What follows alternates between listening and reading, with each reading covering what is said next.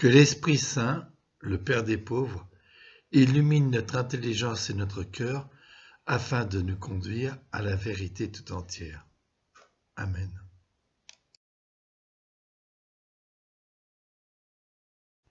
Chapitre 7. Le Seigneur dit à Noé, « Entre dans l'arche, toi et toute ta famille, car j'ai vu qu'au sein de cette génération devant moi, tu es juste. » Nous avons déjà vu dans le chapitre 6 que Noé était un homme juste, le premier homme déclaré juste dans la Genèse.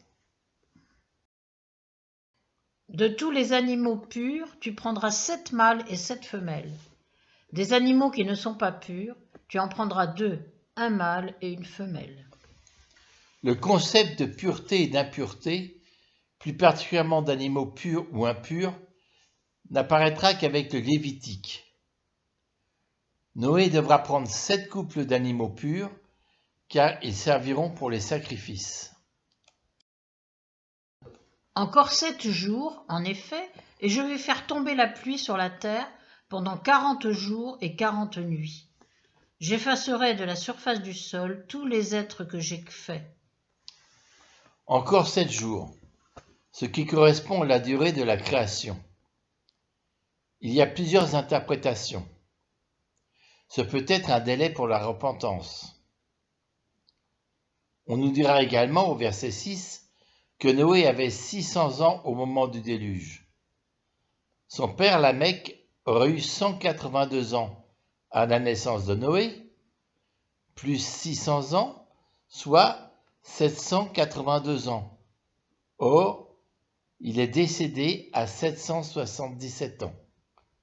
Il était donc déjà décédé. Mathusalem avait 187 ans quand il engendra Lamech, plus 182 ans quand Lamech engendra Noé, soit 369 ans, plus 600 ans de Noé égale 969 ans, soit précisément l'âge de décès de Mathusalem quand Dieu décide du déluge. On peut supposer, comme le disent certains midrash, que Dieu respecte un délai de 7 jours de deuil pour Mathusalem avant de déclencher le déluge. J'aurais voulu, comme au déluge, voir sans arrêt tomber la pluie, pour la garder sous mon refuge, 40 jours, 40 nuits. 40 est un chiffre riche en signification dans la Bible. Tout d'abord, 40 ans est l'âge de la maturité. Isaac avait 40 ans quand il prit pour femme Rebecca. Ésaü avait 40 ans quand il prit pour femme Judith et ses autres femmes. Josué avait 40 ans quand Moïse le choisit pour explorer la terre promise. Ishbosheth, le fils de Saül, avait 40 ans lorsqu'il devint roi. Ensuite, 40, c'est le signe de l'accomplissement. À propos du corps de Joseph en Égypte, cela dura 40 jours, le temps qu'il faut pour l'embaumement. Le prêtre Élie avait jugé Israël pendant 40 ans. David régna 40 ans. Le temps que Salomon régna fut de 40 ans. Joas régna 40 ans à Jérusalem.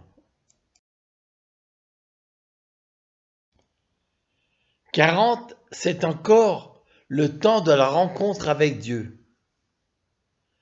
Moïse resta sur la montagne 40 jours et 40 nuits. Élie marcha 40 jours et 40 nuits jusqu'à l'Horeb. 40, c'est encore la durée du péché et de la pénitence. Vous avez exploré le pays pendant 40 jours. Chaque jour vaudra une année. Vous porterez donc le poids de vos fautes pendant 40 ans. Ou bien Jonas, encore 40 jours et Ninive sera détruite. Et nous lirons tout à l'heure avec Noé, au bout de 40 jours, Noé ouvrit la fenêtre de l'arche. Et dans l'évangile de Luc, pendant 40 jours, Jésus fut tenté par le diable, il ne mangea rien. Durant ces jours-là, et quand le temps fut écoulé, il eut faim. L'an 600 de la vie de Noé, le 2e mois, le 17e jour du mois, ce jour-là, les réservoirs du grand abîme se fendirent, les vannes des cieux s'ouvrirent. Le 2e mois du calendrier civil est Eshvan ou Mareshvan. Il correspond au mois de novembre, quand commence la saison des pluies en Israël. Et c'est le 17 Eshvan que le déluge a commencé. Si les pluies n'ont pas débuté le 7 Eshvan, les Juifs récitent à partir de ce jour le Vestelem Tal Umatar, prière de demande de pluie.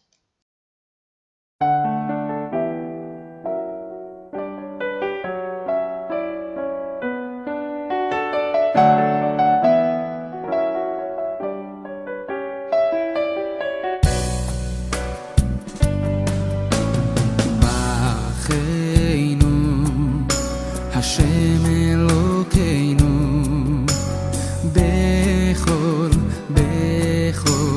מעשה ידינו בכל מעשה ידינו ברכנו השם אלוקינו וברך את שנתנו וברך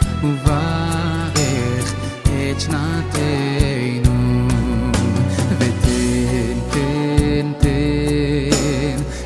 תעלו מטר על פני האדמה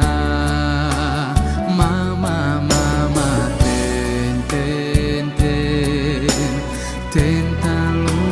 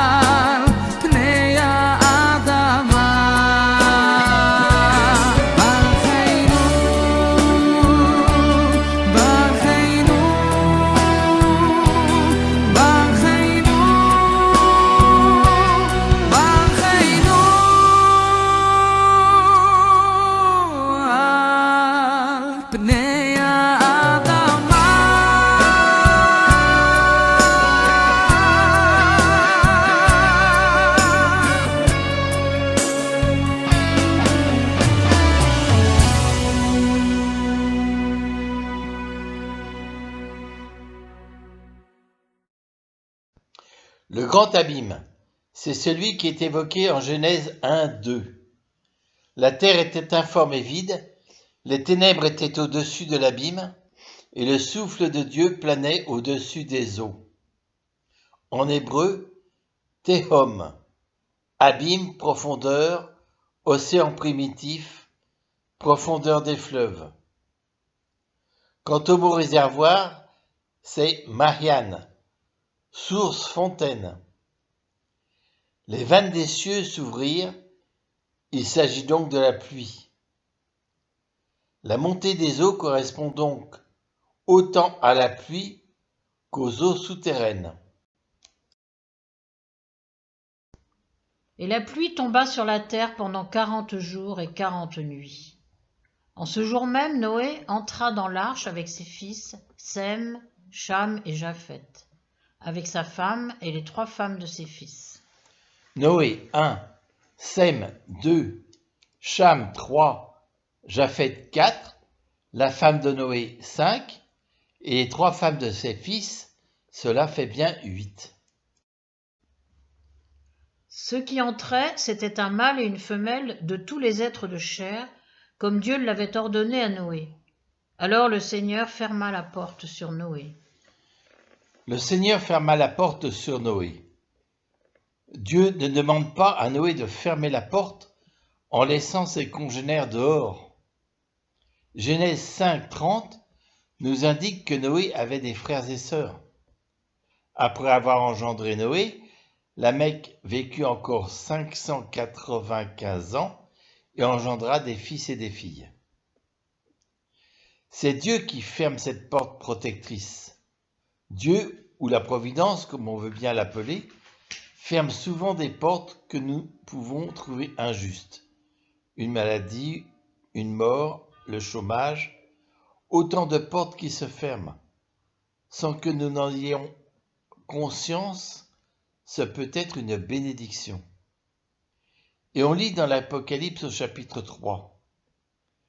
À l'ange de l'église qui est à Philadelphie, écrit: Ainsi parle le Saint, le vrai, celui qui détient la clé de David, celui qui ouvre et nul ne fermera, celui qui ferme et nul ne peut ouvrir. Je connais ta conduite, voici que j'ai mis devant toi une porte ouverte que nul ne peut fermer. Alors expira tout être de chair, tout ce qui va et vient sur la terre, oiseaux, bestiaux, bêtes sauvages, tout ce qui foisonne sur la terre et tous les hommes. Parmi tout ce qui existait sur la terre ferme, tout ce qui avait en ses narines un souffle de vie mourut. Ainsi furent effacés de la surface du sol tous les êtres qui s'y trouvaient. Et les eaux montèrent au-dessus de la terre pendant 150 jours. Le déluge dure 40 jours, mais les eaux montèrent 150 jours. Chapitre 8. Dieu se souvint de Noé, de toutes les bêtes sauvages et de tous les bestiaux qui étaient avec lui dans l'arche. Il fit passer un souffle sur la terre, les eaux se calmèrent. Dieu fit passer un souffle sur la terre. Ce souffle qui planait sur les eaux au commencement. La terre était informe et vide, les ténèbres étaient au-dessus de l'abîme, et le souffle de Dieu planait au-dessus des eaux. L'Esprit de Dieu commande aux eaux et elles se calment. C'est bien ce que nous relate Matthieu au chapitre 12. Jésus, debout, menaça les vents et la mer, et il se fit un grand calme. Quel est donc celui-ci pour que même les vents et la mer lui obéissent? Les sources de l'abîme et les vannes du ciel se fermèrent, la pluie des cieux s'arrêta. Par un mouvement de flux et de reflux, les eaux se retirèrent de la surface de la terre. Au bout de 150 jours, les eaux avaient baissé. Donc un flux et un reflux de 150 jours. Et le 17e jour, le 7e du mois, l'arche se posa sur les monts d'Ararat. Le déluge a débuté le 17e jour du 2e mois. L'arche se pose le 17e jour du 7e mois, soit un total de 5 mois, soit 150 jours. L'arche se pose, mais les eaux commencent tout juste à baisser. Se posa, nuage, qui est la même racine que Noé, repos. Le mont Ararat, dont parle la Bible, est déjà figuré sur cette carte babylonienne du monde datant du 6e ou 5e siècle. Mais sur cette carte plus moderne, on voit où est situé le mont Ararat, à l'est de la Turquie. Le mont Ararat est le second mont du Moyen-Orient qui culmine à 5137 mètres, derrière le mont Damavand, qui est le point culminant du Moyen-Orient, à 5610 mètres, situé dans l'Iran actuel. Le mont Ararat constitué en fait de deux sommets, le grand et le petit Ararat. Les eaux continuèrent à baisser jusqu'au 10e mois. Le premier jour du 10e mois, les sommets des montagnes apparurent. Au bout de 40 jours, Noé ouvrit la fenêtre de l'arche qu'il avait construite, et il lâcha le corbeau. Celui-ci fit des allers-retours jusqu'à ce que les eaux se soient retirées, laissant la terre à sec. Le corbeau est déjà cité dans l'épopée de Gilgamesh. Mais quelle est sa symbolique dans le cadre biblique? En Genèse 1, Dieu créa selon leur espèce les grands monstres marins, tous les êtres vivants qui vont et viennent et foisonnent dans les eaux, et aussi selon leur espèce tous les oiseaux qui volent. Et Dieu vit que cela était bon. Au début de la création, avant la chute, il n'y a donc pas d'animaux purs ou impurs. Ils étaient tous bien et bons. Et le Christ renchérit en Matthieu 6. Regardez les oiseaux du ciel, ils ne font ni semaille ni moisson. Ils n'amassent pas dans les greniers, et votre Père céleste les nourrit. C'est à partir du Lévitique, nous l'avons déjà vu, qu'il y aura une distinction entre les purs et les impurs, et plus particulièrement au chapitre 11. Voici parmi les oiseaux ceux qui seront immondes pour vous, toutes les espèces de corbeaux. Et Isaïe, au chapitre 34, maudit Édom, demeure des corbeaux.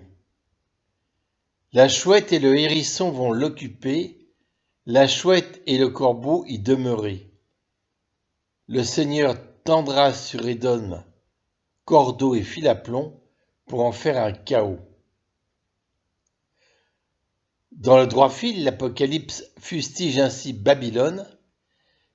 Elle est tombée, Babylone la grande, la voilà devenue tanière de démons, repère de tous les esprits impurs, repère de tous les oiseaux impurs. Au IVe siècle, le poète chrétien Aurelius Prudence développe cette allégorie, le corbeau étant un charognard. Le corbeau, retenu par sa gloutonnerie, est resté parmi les cadavres hideux. Pour saint Hilaire de Poitiers, père et docteur de l'Église, le corbeau est l'exemple du pécheur. Et saint Augustin de préciser, qui sont les corbeaux? Ceux qui recherchent leurs propres intérêts. Qui sont les colombes? Ceux qui recherchent les intérêts du Christ. Et saint Augustin continue.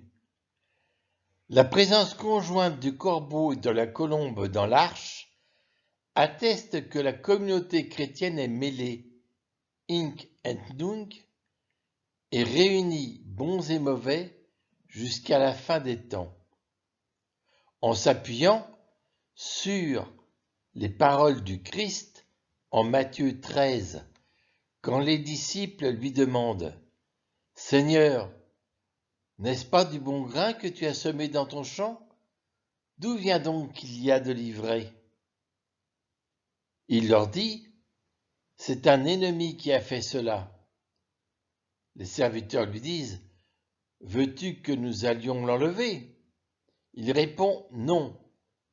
En enlevant l'ivraie, vous risquez d'arracher le blé en même temps. Laissez-les pousser ensemble jusqu'à la moisson, et au temps de la moisson, je dirais aux moissonneurs, enlevez d'abord l'ivraie, liez-la en botte pour la brûler. Quant au blé, Ramassez-le pour le rentrer dans mon grenier. Et pourtant, dans le premier livre des Rois au chapitre 17, le prophète Élie est ravitaillé par les corbeaux. Les corbeaux lui apportaient du pain et de la viande, matin et soir, et le prophète buvait au torrent. Pourquoi dit-on habiter un endroit ravitaillé par les corbeaux? Bah oui, pourquoi? Cette expression est employée pour désigner un lieu en retrait de tout, où il n'y a rien, mais alors rien du tout, et où on doit attendre que quelqu'un vienne à notre secours. Et sachez que cette expression remonte à il y a bien longtemps, car elle tire son origine directement de l'Ancien Testament. Il faut remonter à l'histoire du célèbre prophète Élie, 1000 ans avant notre ère. Selon la Bible, Dieu aurait demandé à Élie d'annoncer de sa part une sécheresse sur le pays d'Israël. Puis, afin de ne pas être touché par cette sécheresse, il lui demanda de quitter le pays pour un désert où il y a seulement un torrent. Là, Dieu promet à Élie qu'il sera ravitaillé par les corbeaux. De cette manière, Élie, loin de tout, est à l'abri de tout risque de représailles de la part du roi d'Israël, Achab. Problème pour lui, il se retrouve totalement dépendant de l'aide venant du ciel, la nourriture apportée petit à petit et au fur et à mesure par les corbeaux. Forcément, c'est donc un peu compliqué d'attendre les livraisons lorsqu'on habite un endroit ravitaillé par les corbeaux, mais Élie, lui, n'aurait jamais manqué de rien. Pour saint Cyprien de Carthage, Élie est la figure du Christ qui fuit son peuple pour être accueilli par les gentils, d'abord symbolisé par les corbeaux, puis par la veuve de Sarepta. En ce qui concerne les corbeaux, saint Césaire d'Arles distingue la nature et la grâce.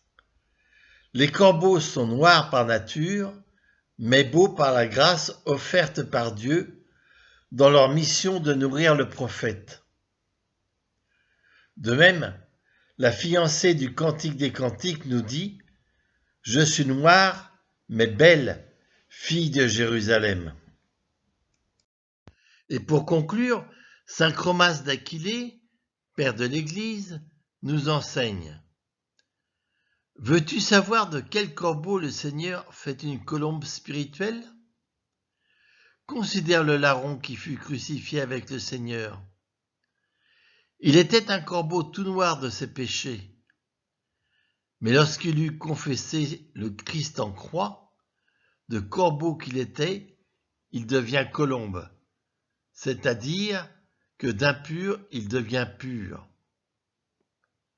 Les corbeaux qui apportaient à Élie sa nourriture étaient les figures de notre vocation, car nous sommes venus des nations impures à la croyance, apportant au Christ, Seigneur, la nourriture de notre dévotion et de notre foi. Noé lâcha aussi la colombe pour voir si les eaux avaient baissé à la surface du sol. La colombe ne trouva pas d'endroit où se poser, et elle revint vers l'arche, auprès de lui, parce que les eaux étaient sur toute la surface de la terre. Noé tendit la main, prit la colombe, et la fit rentrer auprès de lui dans l'arche. Il attendit encore 7 jours et lâcha de nouveau la colombe hors de l'arche. Vers le soir, la colombe revint, et voici qu'il y avait dans son bec un rameau d'olivier tout frais. Noé comprit ainsi que les eaux avaient baissé sur la terre. Lors de la consécration du Saint-Crème, la Semaine Sainte, l'évêque récite cette prière. Lorsque le monde expiait ses péchés sous les eaux du déluge, une colombe portant un rameau d'olivier, signe de tes bienfaits à venir, annonça le retour de la paix sur la terre. Il attendit encore 7 autres jours et lâcha la colombe, qui, cette fois-ci, ne revint plus vers lui. C'est le 3e envoi de la colombe. Ces 3 envois symbolisent les 3 personnes de la Trinité. La colombe, l'Esprit Saint, ne revient pas. Les conditions ne sont pas encore réunies. Mais quand reviendra-t-il? L'Esprit Saint reviendra le jour du baptême du Christ, le déluge en étant une préfiguration et la colombe le symbole. C'est en l'an 601 de la vie de Noé, au premier mois, le premier jour du mois, que les eaux s'étaient retirées, laissant la terre à sec. Noé enleva le toit de l'arche et regarda, et voici que la surface du sol était sèche. Au deuxième mois, le 27e jour du mois, la terre était sèche. Dieu parla à Noé et lui dit : « Sors de l'arche, toi et avec toi ta femme, tes fils et les femmes de tes fils. Tous les animaux qui sont avec toi, tous ces êtres de chair, oiseaux, bestiaux, reptiles qui rampent sur la terre, fais-les sortir avec toi, qu'ils foisonnent sur la terre et qu'ils soient féconds et se multiplient sur la terre. » Dieu renouvelle la création avec le commandement qu'il avait déjà donné en Genèse 1,28. Soyez féconds et multipliez-vous. Noé bâtit un autel au Seigneur. Il prit parmi tous les animaux purs et tous les oiseaux purs des victimes qu'il offrit en holocauste sur l'autel. Le Seigneur respira l'agréable odeur et il se dit en lui-même : Jamais plus je ne maudirai le sol à cause de l'homme. Le cœur de l'homme est enclin au mal dès sa jeunesse, mais jamais plus je ne frapperai tous les vivants comme je l'ai fait. Tant que la terre durera, semailles et moissons, froidure et chaleur, été et hiver, jour et nuit, jamais ne cesseront. Jamais plus je ne maudirai le sol à cause de l'homme. Par cette promesse, le Seigneur exauce le vœu de Lamech lorsqu'il appela son fils du nom de Noé en disant : « Celui-ci nous soulagera de nos labeurs et de la peine qu'impose à nos mains un sol maudit par le Seigneur. » Du prophète Isaïe au chapitre 54.